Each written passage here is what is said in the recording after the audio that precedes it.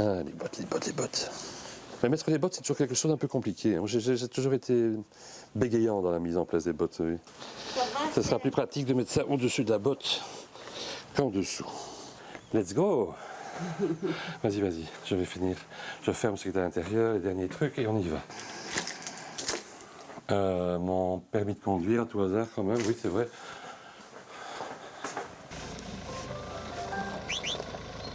On va vers un bois dans lequel nous cherchons des champignons depuis 30 ans déjà, le temps que nous sommes installés ici. On est très très tôt cette année-ci, mais on est un petit peu étonné par le fait qu'on a trouvé plusieurs gros bolets dans le jardin. Et donc on veut quand même aller voir s'il n'y a pas des champignons qui poussent aussi dans la forêt. Et on va prendre nos sacs. Alors parfois on est tout dépité, on a des grands sacs, on n'a rien dedans, mais bon.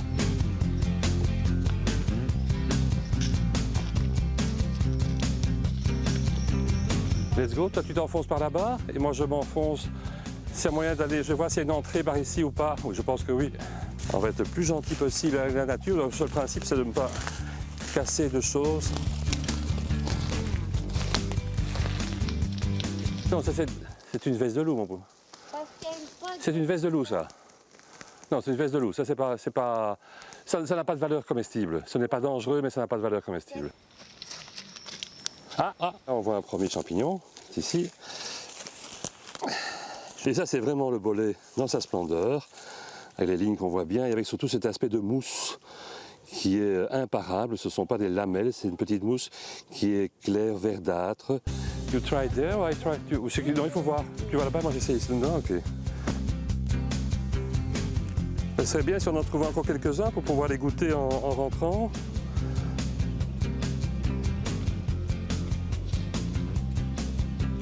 Un beau là-bas encore, ah mais voilà. Il y en a un beau œil de lynx, c'est pas moi. 2 là, 3 là, 4 là. Mes enfants, on va faire un véritable gueuleton de champignons. En Belgique, il se lève à l'est, il se couche à l'ouest. Alors... Là, vous vous repérez avec le soleil? J'essaie de faire semblant. Alors, de toute façon, on ne peut jamais se perdre beaucoup. Il nous arrive de nous perdre, mais comme le bois n'est pas très grand et qu'il y a des sentiers autour, on finit toujours par tomber sur un sentier, même si on n'a pas pris exactement la bonne direction. Mais vu l'orientation du soleil, on ne devrait pas être tout à fait à côté de la plaque. Vous êtes sûr à 100% ou... Je ne suis pas sûr à 100%.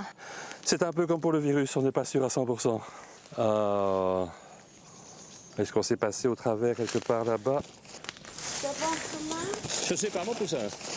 Retour à la case maison. On va vraiment retourner parce que ça, c'est vraiment étonnant. Oui.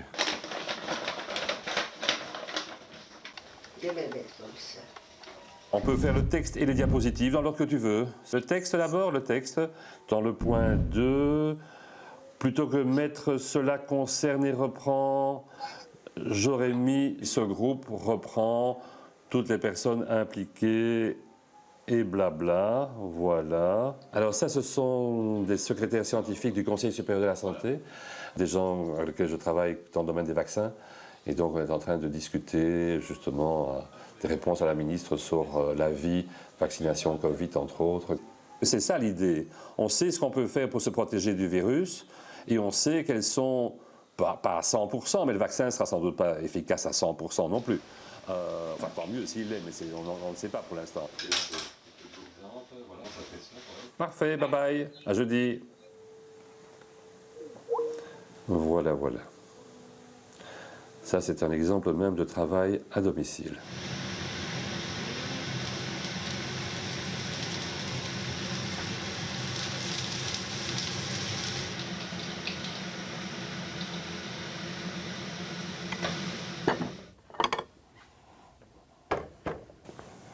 Voilà, même l'une par rapport à l'autre, comme ça vous serez tout à fait en sécurité.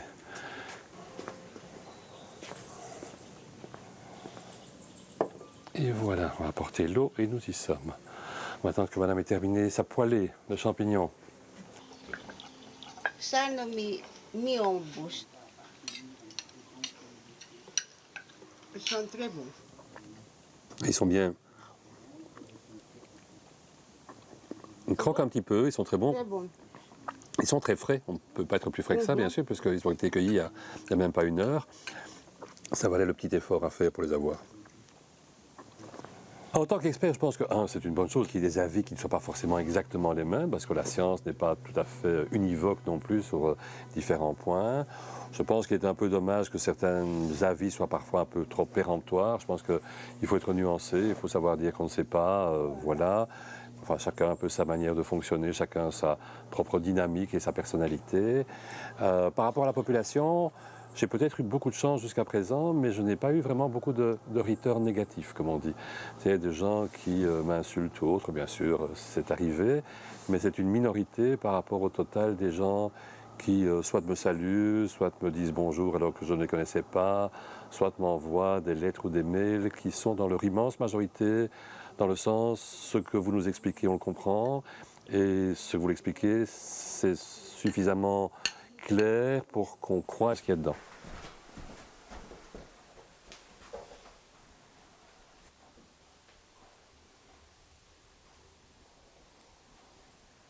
Alors je me peigne effectivement tous les matins et j'essaie de me peigner avant chaque passage à la TV. Je ne suis pas spécialement coquet, je pense, mais la mèche, lorsqu'elle me tombe en morceaux sur le front, ça m'irrite.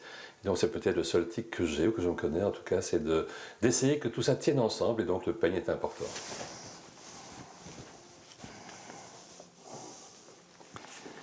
Carla, à tantôt, je vais à l'hôpital. Bye bye.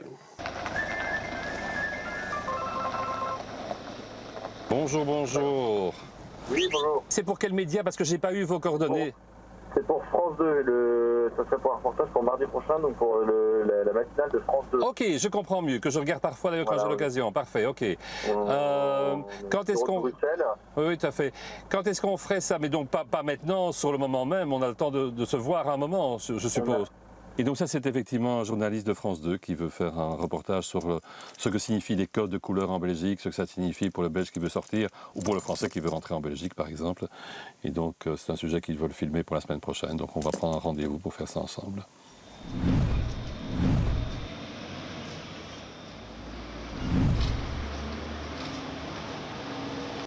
Ici, c'est un des deux endroits où je travaille. C'est la clinique César de Pape, qui dépend de l'hôpital Saint-Pierre. Et c'est là que se trouve le centre de Travel Clinic, de conseil aux voyageurs. Pas de chance, mesdames. C'est nos infirmières qui fuient. Je venais vous dire bonjour, justement. À moi? Oui, aux survivantes. Vous avez encore beaucoup de PCR pour l'instant? On n'a que ça. On n'a quasi plus de vaccination, on n'a quasi que des PCR. Ouais. Et qui est en cosmonaute pour l'instant? Là, pour l'instant, en stand-by. Pas. Ouais, d'accord. La prochaine, c'est moi. Pardon. Comme beaucoup de médecins d'ailleurs, en tout cas lorsqu'on aime bien son travail, on a encore une certaine activité après sa pension. Et j'ai gardé une activité pour d'une part voir des vieux patients que je suis parfois depuis 20 ou 30 ans, et d'autre part pour travailler ici à la Travel Clinic, donc l'endroit où on fait des vaccinations pour les voyageurs, ce qui pour l'instant n'est plus tellement à l'ordre du jour puisqu'on voyage peu. C'est plus par passion, par intérêt pour un certain nombre de domaines, et donc j'ai un peu restreint mon cadre d'activité. Je vois les gens qui partent pour des voyages au long cours, des tours du monde par exemple pendant plusieurs années, ce qui me passionne puisque je suis passionné de voyage moi-même, et donc ça m'amuse en même temps. C'est pas un vrai travail, c'est plus un amusement. Bonjour. La préparation, c'est une discussion qu'on a sur un thème. Le texte est écrit par l'un ou l'autre des participants ou éventuellement par la structure. C'est Nsano qui est derrière, qui nous fait une proposition que l'on peut bien sûr amender si nécessaire, que l'on modifie d'ailleurs très souvent. Et vous voyez qu'il y a des graffitis ici sur mes notes au dernier moment pendant les 3 quarts d'heure qui précèdent la conférence de presse, parce qu'on se rend compte que telle ou telle manière de dire n'est peut-être pas adéquate, qu'un certain chiffre est plus frappant qu'un autre et que donc il faut le mettre en exergue. Quand tu vas commencer, Yves, C'est moi qui pose le premier. Yves van Latem, tu commences. Hein. Tout à fait. Steve, on fait en moi alors. C'est 3%. Hein. Regarde, si tu fais le calcul. J'ai des pourcentages, c'est positif, c'est de quoi? Non. Lui, les soins intensifs occupés, c'est 3,8.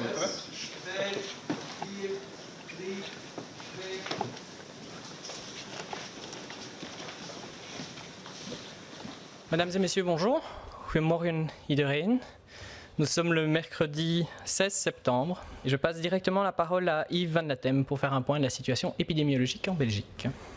Goedendag iedereen, bonjour à toutes, bonjour à tous. Alors nous allons commencer par revoir les chiffres épidémiologiques qui, comme vous le savez, ont une tendance plutôt fâcheuse ces derniers temps. Les 7 derniers jours, on a eu en moyenne 779 nouveaux cas par jour. Et il y a des manifestants ou pas, Philippe? Mais ils me visent pas moi, théoriquement, si je comprends bien. En fait, ils cherchaient Steven. Steven Weigut. Ouais. Toi, à mon avis, c'est plutôt vous qu'ils interpellent parce qu'ils interpellent, c'est les balles. Voilà, c'était juste un peu plus longtemps pour pas. Ça va, d'accord, ok. Mais je vais d'abord à RTL là-bas et puis après la suite. Ça va. We do it so. Bonjour, bonjour. Vous allez bien? Très bien. Et vous-même? Ouais, oui, hein, il fait beau. Quel est le thème du jour? Les chiffres en termes d'hospitalisation sont relativement bas. Comment est-ce qu'on peut Donc pour l'instant, il attaque des jeunes en bonne santé qui se défendent, alors que de l'autre côté, c'est ça. Qui est intéressant. No problem. Great. In English, so. Yes, sure. Why not? CNN, my dear. Il y avait des manifestants, est-ce qu'ils viennent pour vous? Alors, ils ne viennent pas pour moi, je pense, en tant que tels, mais ils viennent parce que ce sont des gens représentants du secteur du tourisme et que pour eux, effectivement, les mesures actuelles et entre autres les codes que l'on met sur les pays étrangers posent des problèmes importants pour leur entreprise, que l'on peut parfaitement comprendre. Et malheureusement, le côté santé publique fait qu'on peut difficilement faire autrement que limiter actuellement les déplacements dans les zones à haut risque. On est ici pour montrer notre détresse quant aux codes couleurs qui sont mis en place, la difficulté que vit notre secteur. Et on voulait vous remettre ceci. Voilà. Avec plaisir, parce que vous n'offriez pas de cadeau, ça veut dire que tout va bien. Bonne journée. Merci beaucoup.